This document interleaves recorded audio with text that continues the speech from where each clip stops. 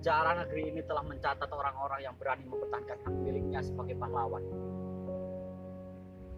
Keberanian itulah yang hendak aku tunjukkan kepada dunia. Apakah kalian akan meninggalkan tempat ini karena kalian telah kehilangan hak milik kalian? Apakah kalian akan menyerah hanya karena suara-suara dan bayangan yang tidak nyata itu? Jawab. Nah, itu ketakutan itulah yang membuat kalian kalah. Aku akan tetap di sini mempertahankan hak milikku yang telah direbut olehnya. Jika kalian ingin pergi, pergilah.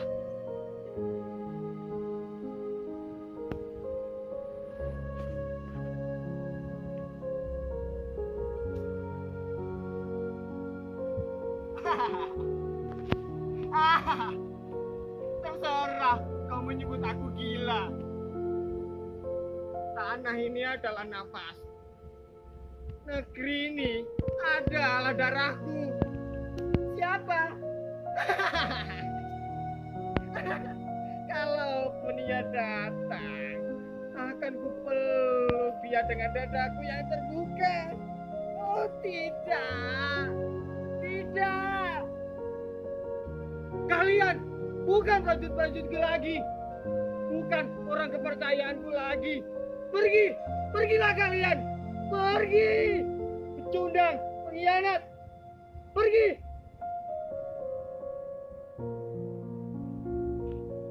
Akulah lelaki yang kehilangan. Belum sempat aku menimang matahari yang keluar dari rahimmu. Belum sempat aku tunjukkan keringat kita yang berubah menjadi emas kepadanya. Sayangku,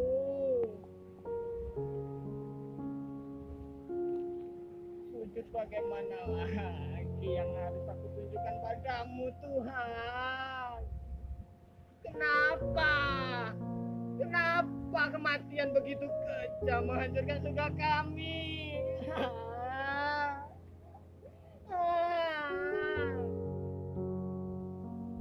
Pagi yang seharusnya mencurahkan jiwa, tapi gerhana malah menepar luka. Kegelapan menutupi jalan.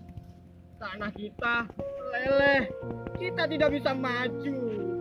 Kita terpaksa mundur ke masa lalu. Jabatan yang aku raih lenyap. Bahkan kekayaan yang bertahun-tahun aku kumpulkan musnah. Dan rumah megah ini hanya tinggal harapan kosong. Air mataku habis, semuanya habis. Yang tersisa hanya cintaku, sayang. Ketidakadilan ini tidak akan kubiarkan menenggelamkan tanah kita.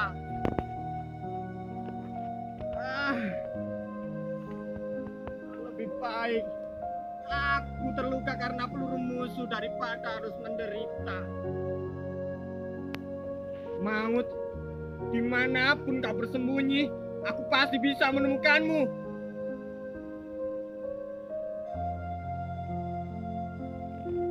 Suara itu, oh, sangat menggairahkan. Berhenti, berhenti, berhenti.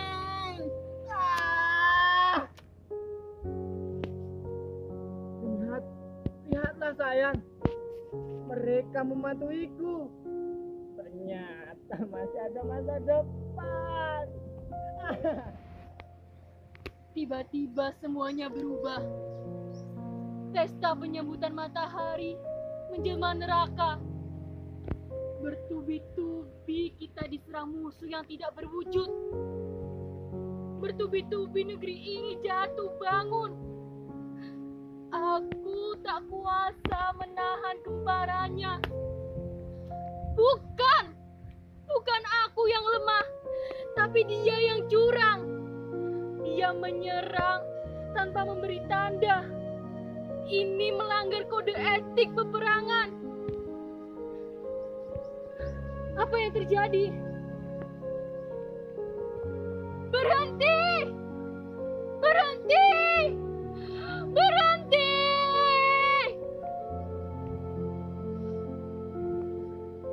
Kenapa kalian berkumpul di sini? Apa yang sedang terjadi? Shh, jangan berisik. Matahariku sedang tidur.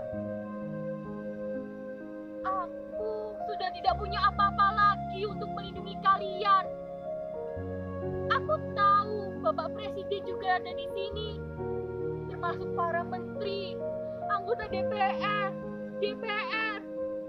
para pakar ahli di bidang ilmu, para tokoh agama, para hakim, seniman, selebriti, dan pemimpin partai serta tokoh elitnya.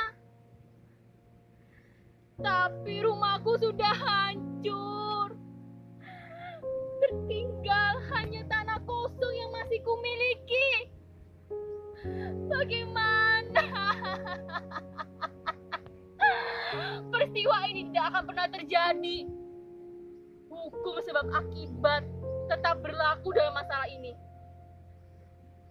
Kita telah menuai hasil.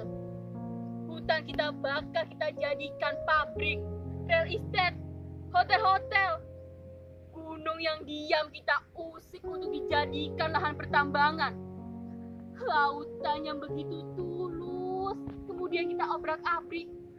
Lalu belum lagi kita yang keparat korupsi uang negara, membunuh para generasi muda, membiarkan rakyat kelaparan, menjadikan hukum sebagai mainan kelereng, menjual anak perempuan ke luar negeri, membiarkan tempat perjudian dan pelacuran secara bebas, perang saudara, dan masih banyak lagi ulah kita yang bangsat yang memancing huru-hara. Alam juga punya jiwa. Alam akan memberontak ketika kita tidak merasakan gelisah hatinya. Tapi ketika manusia sempurna, jadi mimpi buruknya. Oh, maaf bila saya tidak bisa mencegah semua ini. Tapi saya berjanji akan merebut segala hak milik kita yang dirampas olehnya. Siapa, Pak? Anak, istrinya. Oh ya jelas, mereka akan diam. Mereka kan sudah mati. Oh tidak, saya tidak akan menguburnya. Ini adalah janji lelaki yang tidak akan pernah mati. Siapa, Pak? Anak dan istri saya. Oh ya jelas, mereka akan diam. Mereka kan sudah mati. Oh tidak, saya tidak akan mengubur mereka. Mereka tidak akan membusuk. Tubuh mereka lah yang saya lumuri dengan rasa cinta.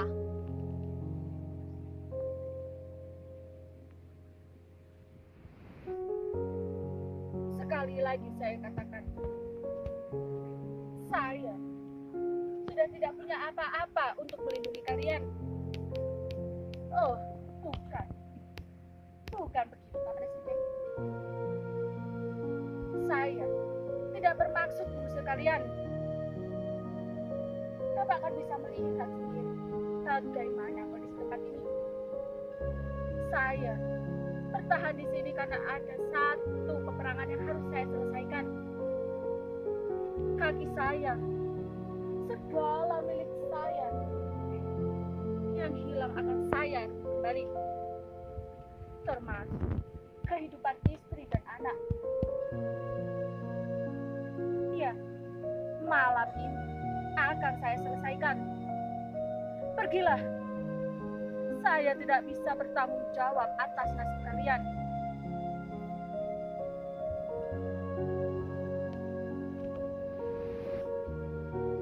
Maut, takdirku yang telah direbut akan kurebut kembali.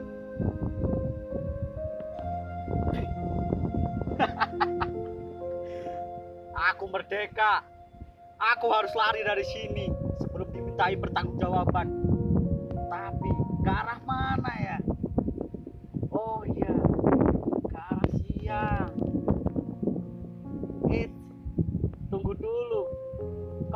bisa pergi tanpa aku. Jangan buat keputusanmu sendiri. Aku mau ke arah malam.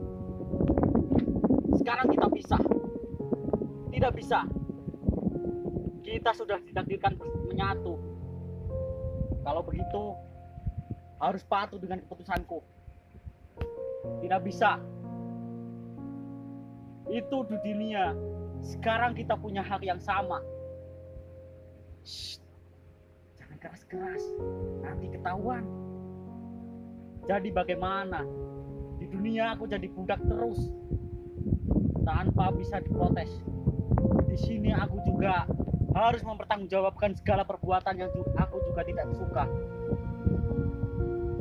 Makanya kau ikut ke arah siang. Bebas. Aku juga berhak menentukan arahku sendiri. Aku juga sudah merdeka. Aku mau ke arah malam. Ke siang. Malam. Siang. Malam. Diam.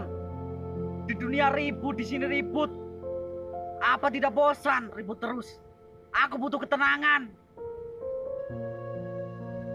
Di sini kita makin tidak bisa tenang. Sebentar lagi malaikat datang. Kemudian tanya datang.